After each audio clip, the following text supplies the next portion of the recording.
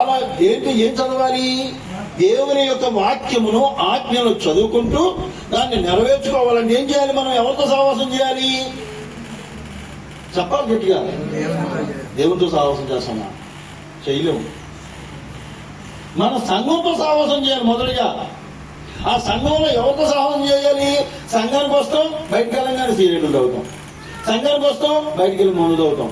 సంఘానికి వస్తాం, అర్థమైన మాటలు మాట్లాడతాం. అలా చేయడం వల్ల నీతో పాటు ఏమవుతాడు? అయితే చెడిపోతాడు, లేదా దూరం అయిపోతాడు. రెండవది కనుక నువ్వు చేయాల్సింది ఏంటి?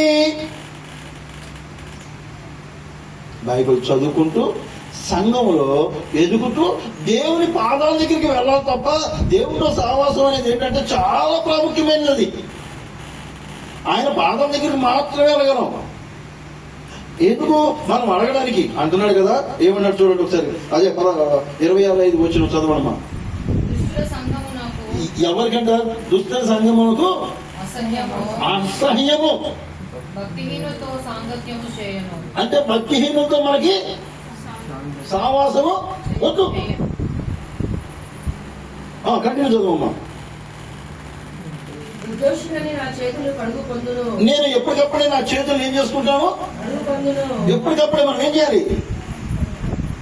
బైబిల్ చదివిన తర్వాత మనం 10 మందికి వినిపిస్తున్నప్పుడు మన మీద నిందలు పడతా ఉంటాయి, కొన్ని లేనిపోయిన అబద్ధాలు పడతా ఉంటాయి, లేనిపోయిన ఆలోచనలు వస్తుంటాయి, లేనిపోయిన ఇబ్బందులు పెడతా ఉంటాయి. అయితే ఏం చేయాలప్పుడు? మన చేతులు ఏం చేయాలి? ఎప్పటికప్పుడే. అంటే ఎక్కడ?